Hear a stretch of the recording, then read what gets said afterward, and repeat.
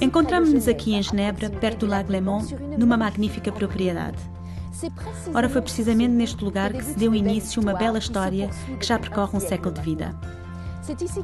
Foi aqui que um homem nascido na Escócia veio passar as suas férias de verão. Hugh Edward Alexander era um homem apaixonante em busca da verdade espiritual. Ele tinha encontrado na Bíblia a razão de ser e nada mais queria que compartilhar a sua fé com os seus contemporâneos. Ele começou a explorar a sua vocação contando histórias para crianças e mais tarde instaurando cursos bíblicos para adultos. Desde logo ficou surpreendido por ver o grau de ignorância da Bíblia nos países francófonos em comparação aos países de língua inglesa de onde ele era originário. Muito ativo no contacto pessoal, Hugh Edward Alexander, que nós chamaremos Sr. Alexander, vai criar e desenvolver um jornal de edificação chamado A Testemunha. A primeira publicação foi em 1914. Em 1912, começa na Suíça de língua francesa um movimento chamado Despertar, ou seja, uma tomada de consciência espiritual coletiva. As campanhas de evangelização, organizadas em colaboração com as igrejas protestantes, atingem um verdadeiro sucesso. Não era estranho ver 2.000 a 3.000 pessoas se reunirem para escutar o Sr. Alexander pregar o Evangelho. Este extraordinário impulso terminará por causa de dois elementos principais. Na verdade, alguns círculos protestantes liberais rejeitam as experiências vividas pelos membros da Igreja durante essas campanhas e põem em causa alguns fundamentos bíblicos, tais como a inspiração divina da Bíblia. Em 1916, o Sr. Alexander publica então um livreto que ele chama Ichabod, que denuncia alguns desvios da Igreja liberal. Esta tomada de posição não atrai, obviamente, quaisquer favores desta última. O segundo elemento que irá pôr fim a este despertar é a epidemia de gripe espanhola que afeta a Europa em 1918. As autoridades proíbem então todas as reuniões públicas. O fim dessa evangelização em massa levou o Sr. Alexander a estabelecer uma formação estruturada de ensinamento bíblico de modo a edificar todos aqueles que foram tocados pela palavra de Deus nos últimos anos. Assim nasceu em 1919 em Biel-Ried a primeira escola bíblica de língua francesa. Em 5 anos, mais de 150 pessoas receberam esta formação que lhes foi útil para divulgar a Bíblia.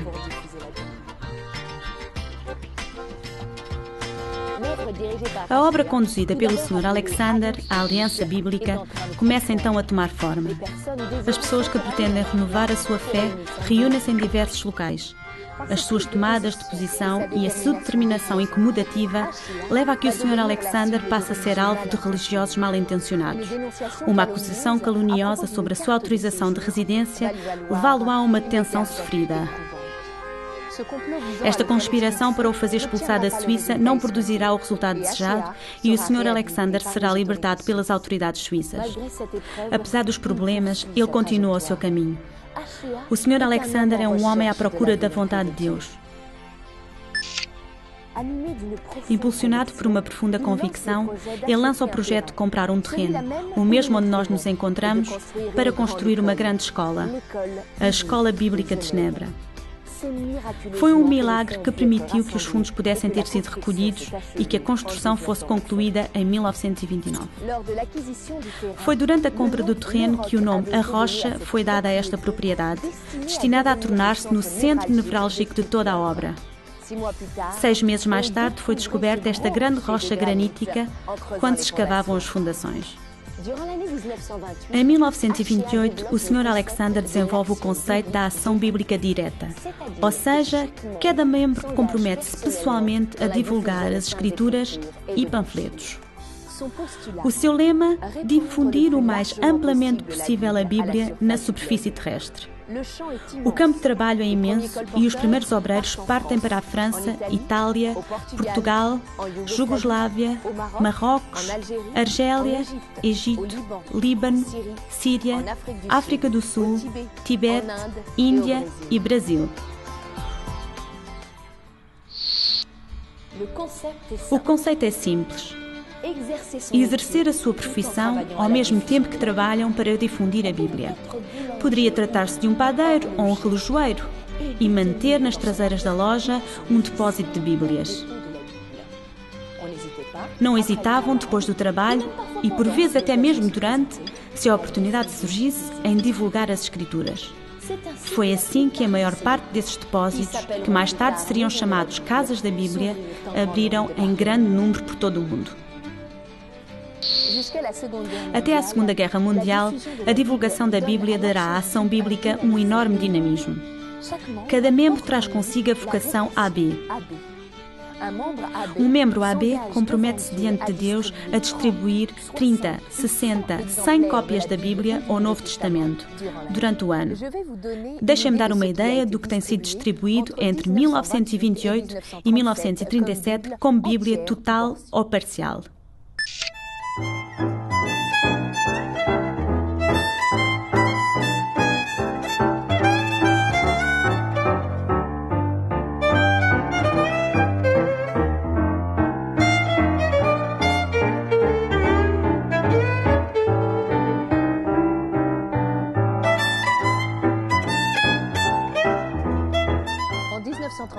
Em 1937, a Bíblia encontrava-se divulgada em 136 idiomas.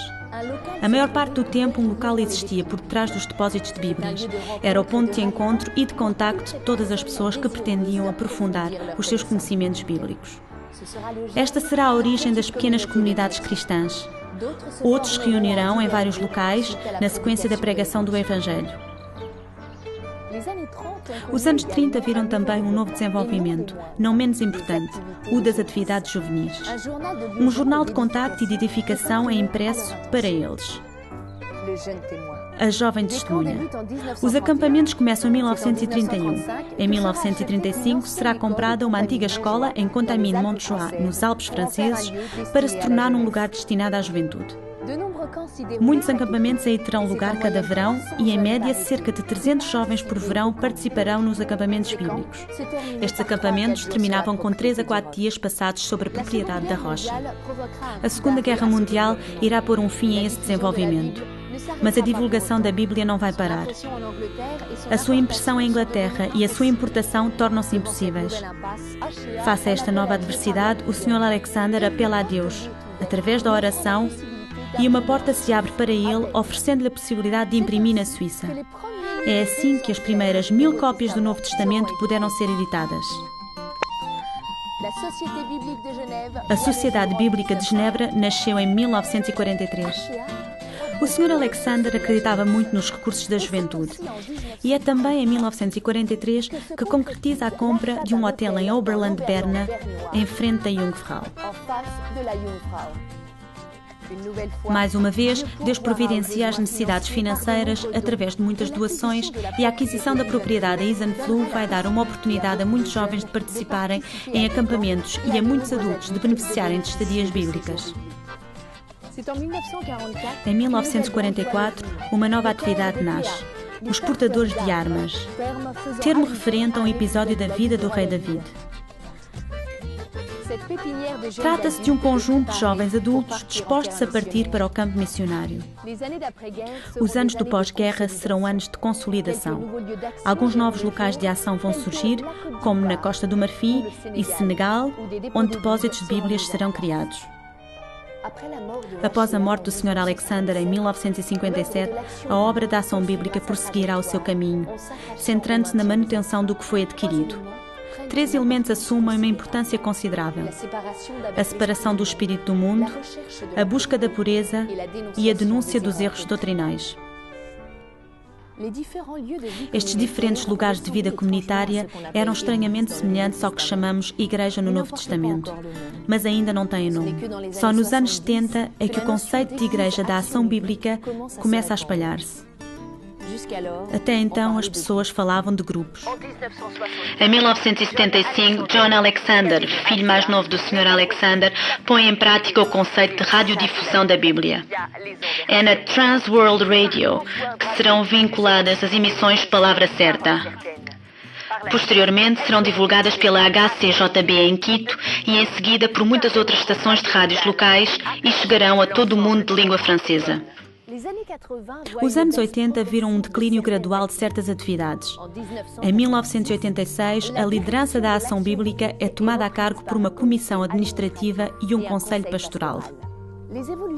A evolução da sociedade, a necessidade de clareza jurídica e financeira obrigam a ação bíblica a repensar a sua organização através da divisão de cada uma das suas atividades. Assim, a Sociedade Bíblica de Genebra torna-se uma estrutura independente que inclui as Casas da Bíblia. Ela manifesta a sua missão nestes termos: publicar e distribuir a Bíblia, assim como os meios de comunicação cristãos para promover o conhecimento de Deus. Em 2008, existem 20 Casas da Bíblia espalhadas por 3 continentes. Em 1990, a entidade Ação Bíblica Internacional separa-se em entidade nacional.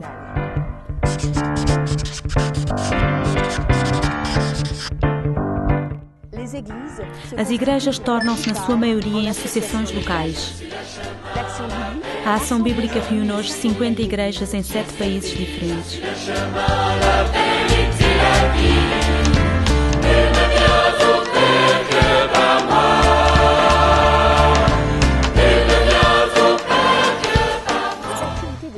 As atividades juvenis tornam-se também em associações sob a denominação JAB, Jovens da Ação Bíblica, e desenvolvem a sua ação através de acampamentos de verão e estadias de férias em Contamine, Montjoie e Isenfluh, mas também em novos locais na Suíça, França, Itália, Portugal, Brasil e Bolívia. Em 2007, 2.000 jovens entre os 7 e os 18 anos participaram nos acampamentos JAB. A Escola Bíblica de Genebra reestruturou-se em 1992 e trabalha em parceria com várias obras missionárias e associações de igrejas representadas na Comissão. Isto dá início a um novo programa de formação adaptado às necessidades atuais dos países francófonos. O seu nome é agora Instituto Bíblico de Genebra. Desde a sua fundação em 1929, cerca de 2.000 estudantes puderam beneficiar desta formação.